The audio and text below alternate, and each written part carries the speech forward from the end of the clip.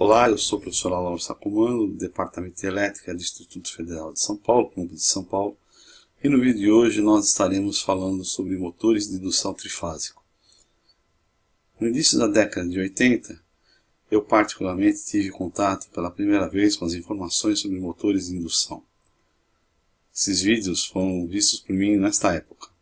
Eram vídeos em castelhano e em alemão, na realidade feitos por uma empresa de educação da Alemanha, e estavam disponibilizados para nosso aprendizado. Muito bem, eu consegui resgatar esses vídeos e estarei fazendo uma remasterização, uma retradução e novas inserções com vistas a melhorar a informação, haja vista que nos últimos anos nós conseguimos alguma experiência nesta área.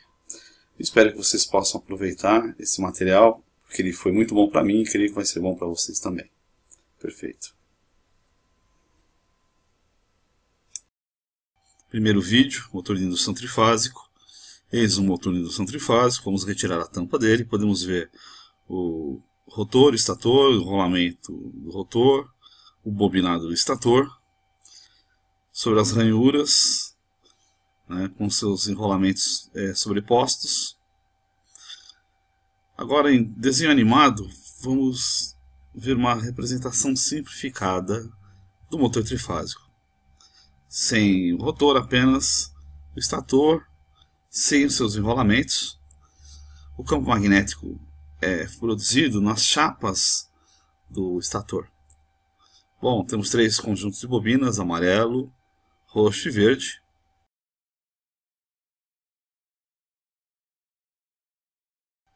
Vamos observar como funciona um conjunto de bobinas. Então vamos pegar a bobina amarela e, de maneira simplificada, vamos fazer com que um bobinado que tem dezenas de voltas, vão ter poucas voltas, para apenas ficar mais simples o nosso entendimento. Então eis aqui a bobina. Em U nós vamos ter a entrada da bobina, em X a saída da bobina, isso em relação à corrente elétrica. Então a corrente entra em U,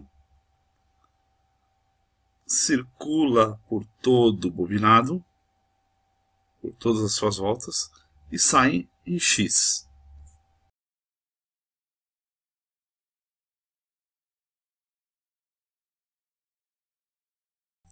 Bom, vamos agora observar apenas a entrada e a saída da corrente sobre o bobinado.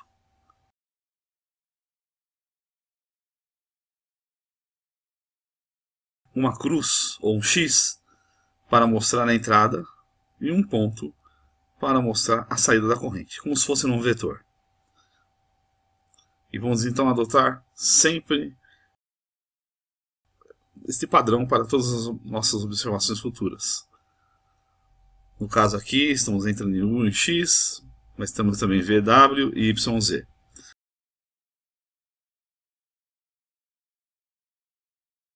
Vamos observar como a corrente transcorre no tempo, senoidal. No nosso caso, 60 Hz, período de 16,67 milissegundos. Em amarelo nós temos a corrente, a bobina R. No pino começa a entrada da corrente. Em zero não há corrente circulando. Agora a corrente está começando a atravessar a forma senoidal. Vai de zero para máximo positivo, volta para zero. Vai para máximo negativo e volta para zero. E podemos observar também o X e o ponto nas bobinas. Ou seja, conforme varia a corrente na curva senoidal, também podemos observar o X e o ponto aumentando e diminuindo da mesma forma. Então planificamos a entrada da corrente na fase R.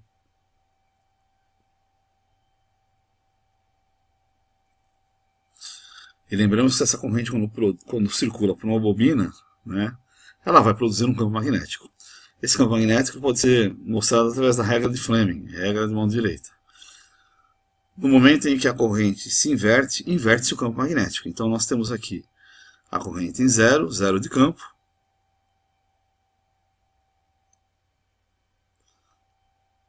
No máximo positivo, temos o máximo do campo. um sentido, indo para zero de novo, o campo vai para zero, e indo para o máximo negativo vai no sentido contrário, e assim sucessivamente. Lembrando que o fluxo desse campo é igual a corrente vezes a indutância desta própria bobina pela qual a corrente está circulando.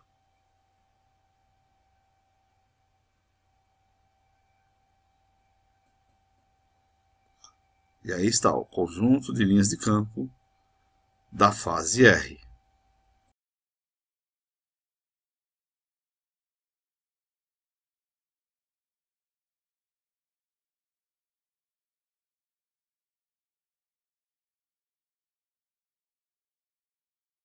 No nosso caso, nós temos um motor trifásico. Então, há 3 conjuntos de enrolamentos. E, consequentemente, 3 correntes que vão ser utilizadas para alimentar esses enrolamentos. Nas correntes, a fase R, e depois a fase S, e depois a fase T. A fase S está defasada a 120 graus no tempo da fase R. E a fase T, 120 graus, defasada no tempo da fase S. Espacialmente, o conjunto de bobinas da fase R está numa posição 120 graus espacialmente posicionados. Está a fase S, defasada da fase R. E depois 120 graus também defasada da fase S, está a fase T. Então temos defasagens temporais e espaciais. Vamos ver o transcurso das correntes nas 3 fases. No momento zero, analisando a fase R, vamos observar que não há corrente fluindo. Corrente zero na fase R. Na fase S, há uma corrente de sentido negativo indo para o máximo.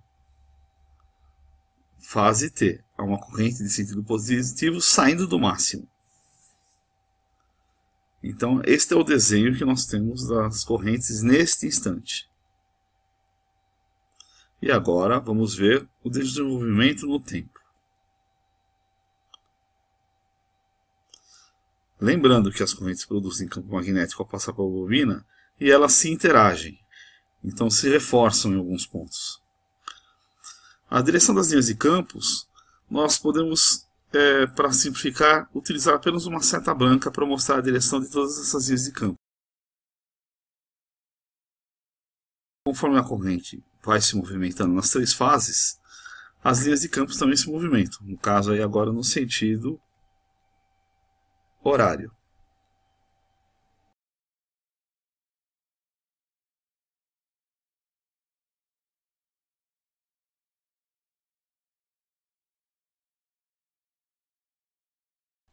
As correntes vão mudando nessas bobinas e a gente vê que o campo vai também girando de uma forma uniforme.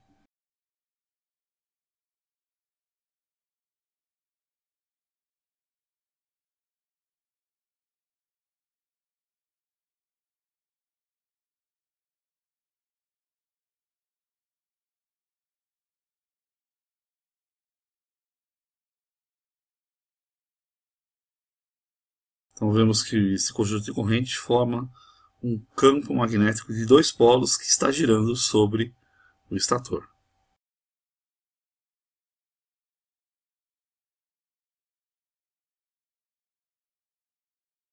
A corrente trifásica sobre as bobinas defasadas produz no estator um campo magnético girante, ou comumente denominado campo girante.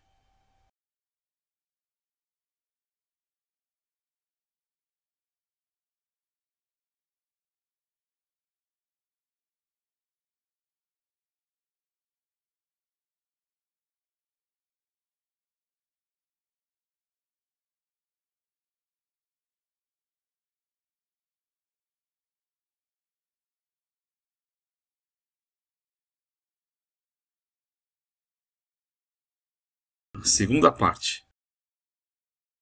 O rotor em curto-circuito, ou rotor gaiola de esquilo.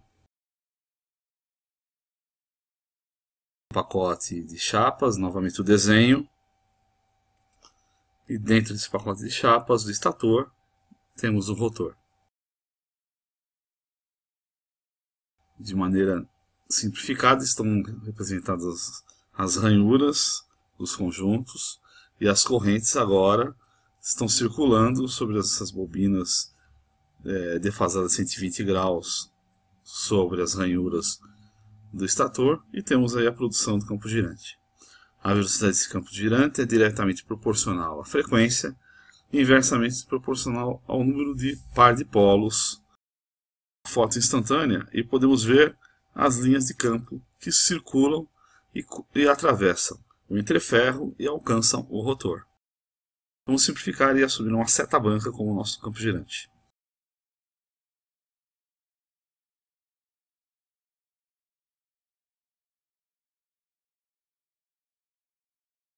Desenho simplificado do rotor.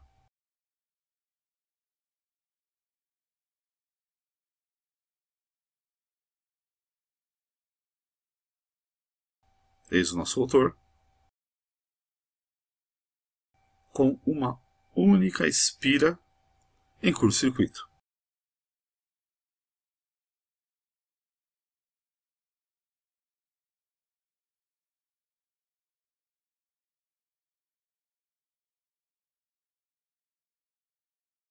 Vamos olhar de frente esta espira e podemos ver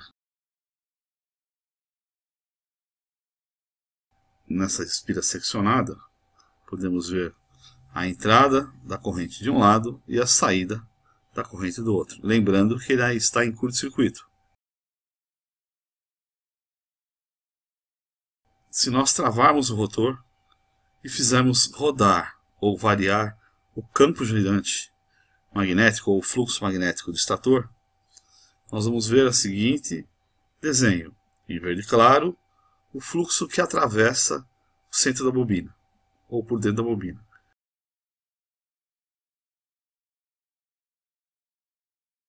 O rotor está travado e o fluxo está agora variando através do campo girante, ou do campo magnético girante.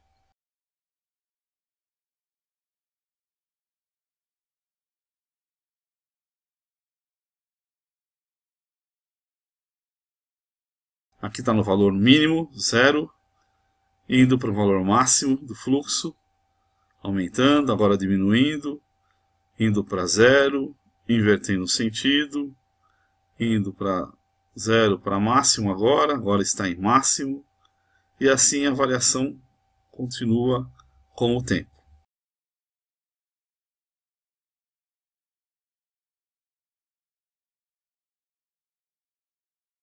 Com essa variação de fluxo aparece uma tensão sobre a bobina, sobre a espira. Lembrando da lei de Faraday. Como está em curto, essa bobina, aparece uma corrente. Essa é uma corrente alternada, que também varia diretamente em fase com o fluxo.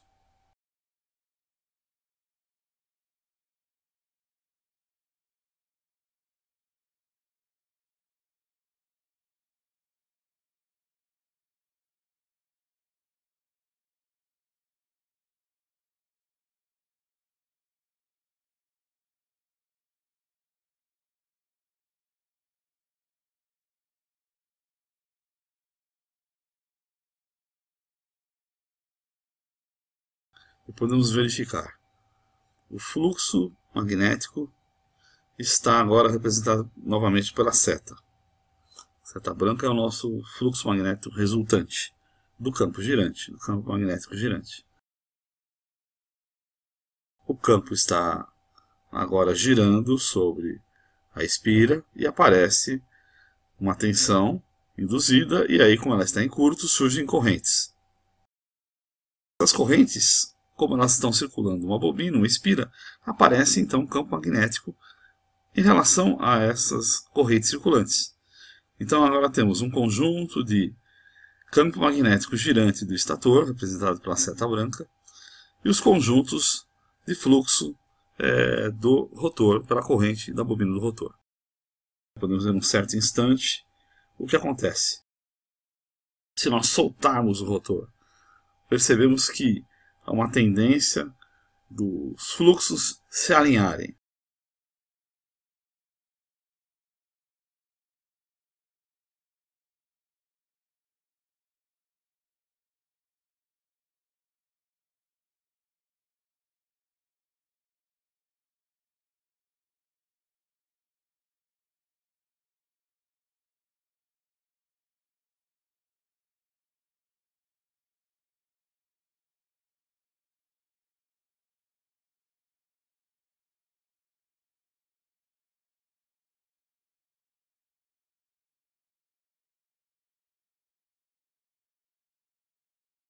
Soltamos o rotor novamente e nós vamos ver que o rotor vai tentar se alinhar com o fluxo. O norte-sul do fluxo magnético campo girante vai se alinhar com o sul-norte do fluxo criado no rotor. Então isso sempre vai estar acontecendo. Sempre uma tendência, devido aos fluxos do campo magnético no rotor, vão tentar se alinhar com os fluxos do campo girante que vem do estator. O fluxo magnético é construído no estator, atravessa o entreferro, induz no rotor e esse tenta se alinhar com o campo girante do estator. Com isso, temos um torque magnético que aparece devido a esses campos magnéticos que estão se movimentando no motor. E observamos que o campo girante do estator está sempre na frente do movimento da espira. Essa diferença de posição se traduz no tempo em uma diferença de velocidade. Então a diferença da velocidade em relação ao rotor e estator é denominado escorregamento. E é graças a essa diferença de velocidade que aparece um torque no motor. Se aumentarmos a carga do motor, a tendência é aumentar esse escorregamento, ou seja, mais vezes o campo girante do estator vai sobrepujar as bobinas do rotor.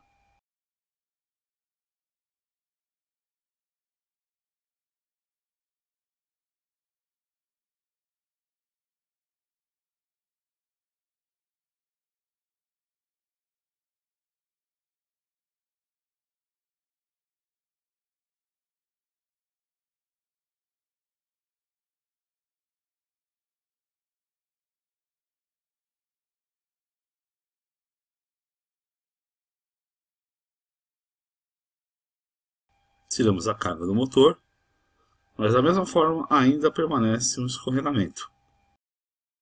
O movimento dos campos girantes do rotor e do estator não são síncronos, por isso esse motor também é denominado motor assíncrono.